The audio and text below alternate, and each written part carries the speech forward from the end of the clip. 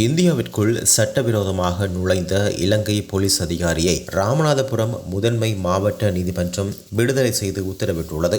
இலங்கை கொழும்பு துறைமுக காவல் நிலையத்தில் பணிபுரிந்த காவலர் பிரதீப் குமார பண்டார என்ற 35 வயதான இந்த நபர் கடந்த 5/9/2020 ஆண்டு நள்ளிரவு இலங்கை படகில் ராமேஸ்வரம் அருகே தனுஷ்கோடி கடற்கரையில் வந்திறங்கிய போது முறையான ஆவணங்களின்றி இந்தியாவுக்குள் நுழைந்ததாக மண்டபம் மெரைன் போலீசார் கைது செய்து சென்னை புழல் சிறையில் அடைத்தனர். விசாரணையின் போது கொழும்பில் பறிமுதல் செய்யப்பட்டு துறைமுக காவல் நிலையத்தில் வைக்கப்பட்ட 23 கிலோகிராம் ஹெரோயின் போதைப் பொருள் மாயமானதில் அவரது சகோதரர் இலங்கை போலீசாரால் கைது செய்யப்பட்டுள்ளார். அவர் போதைப் பொருளை பிரதீப் குமார பண்டார கடத்தி வந்து தன்னிடம் கொடுத்ததாக தெரிவித்தார். இந்நிலையில் இந்த வழக்கு சிபிசிஐடி போலீசாருக்கு மாற்றப்பட்டது. ராமநாதபுரம் சிபிசிஐடி போலீசார் வழக்கு பதிவு செய்து பிரதீப் குமார பண்டாரவை விசாரணை செய்தனர். விசாரணையில் போதைப் பொருள் கடத்தலில் தனது சகோதரர் தன்னை சிக்க வைத்ததாகவும் அந்த கைது நடவடிக்கையில் இருந்து தப்பிக்க சட்டவிரோதமாக இந்தியா வந்ததாகவும் தெரிவித்தார். இதனை அடுத்து அவர் ராமநாதபுரம் முதன்மை மாவட்ட அமர்வு நீதிமன்ற உத்தரவின்படி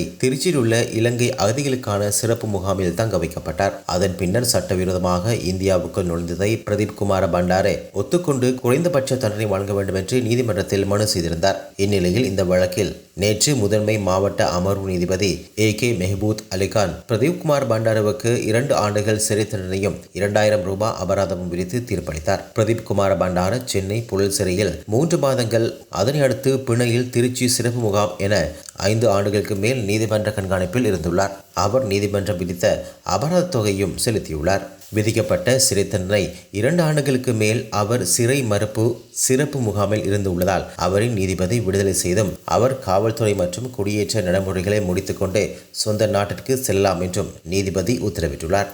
மட்டக்களப்பு போதனா வைத்தியசாலையின் சத்திர சிகிச்சை பிரிவின் மலசல கூடத்தில் குழந்தையை பிரசவித்து குழந்தையை கட்டிலின் கீழ் மறைத்து வைத்திருந்த 35 வயதுடைய 2 பிள்ளைகளின் தாயாரான சுகாதார சிற்றூழியர் ஒருவர் நேற்று முன்தினம் கைது செய்யப்பட்டுள்ளார். குறித்த வைத்தியசாலையின் சத்திர சிகிச்சை பிரிவில் கடமையாற்றி வரும் சிற்றூழியரான இந்த பெண் திருமணமான 2 பிள்ளைகளின் தாயார் என்று தெரிவிக்கப்படுகிறது. சம்பவத்தன்று அவர் வழமை போன்று வைத்தியசாலையில் கடமையாற்றி வந்துள்ளார். இதன்போது வயிற்று வலி ஏற்பட்டதால் அங்குள்ள கழிப்பறைக்கு சென்று யாருக்கும் தெரியாமல் ஒரு பெண் குழந்தை பிரசவித்தார். பிறகு அந்த குழந்தையை பெட்டி ஒன்றில் மூடி கட்டிலின் கீழ் மறைத்து வைத்துவிட்டு தனது கடமைகளை தொடர்ந்தார். இந்நிலையில் அவருக்கு இரத்தப்போக்கு அதிகரித்ததை அவதானித்த தாதியர் ஒருவர் அவரை நோயாளர் விடுதியில் அனுமதிக்க செய்தார்.